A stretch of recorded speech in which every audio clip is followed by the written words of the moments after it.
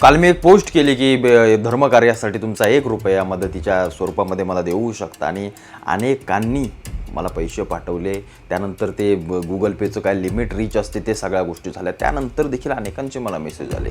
अनेकांनी टीका देखील केल्या की हे धर्माच्या नावाखाली पैसे कमवतात, असं करतात. आता तुम्हाला सांगू का, एक मोजून काहीतरी 2-2.5 हजार रुपये काहीतरी आले. त्याच्यानंतर ती लिमिट रीच झाली आणि ते सगळं बंद झालं. अनेकांनी मला सांगितलं स्कॅनर टाका, हे टाका ते.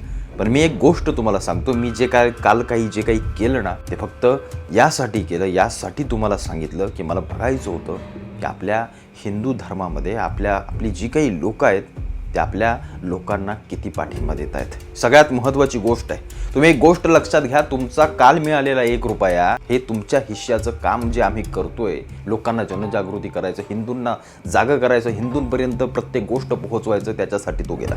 कोणी जर गडकिल्ल्यांची एखादी दगड लावत असेल तर त्याच्यासाठी तुमचा 1 रुपया गेला, कारण तो तुमच्या हिश्श्याचं काम करतोय. छत्रपतींचे गडकिल्ले कुठेतरी सुरक्षित ठेवतोय आणि त्यामुळे तुम्ही कधी गेलात तर तिथं फिरू शकताय.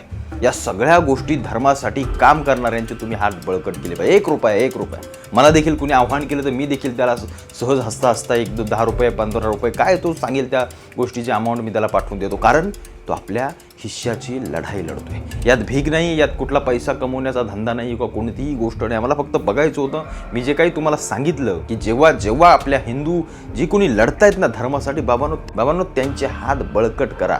कारण हे जसे बाकीचे यांना मोठं करतात त्यांच्या लोकांना, तसं तुम्ही देखील आपल्या लोकांना मोठं करण्यासाठी सजग असलं पाहिजे.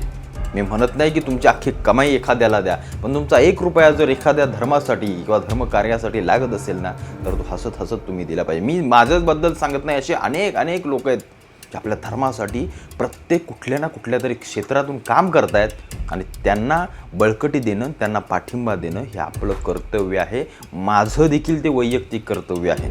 पण तुम्ही जे प्रेम आणि तुम्ही जो पाठिंबा दाखवलात, मला खरोखर बरं वाटलं, चांगलं वाटलं की आपण जे काही करतोय कुठेतरी लोक आपल्या सोबत आहेत आणि धर्मकार्यामध्ये त्यांची देखील फुलाची पाकळी आपल्यासोबत आहे.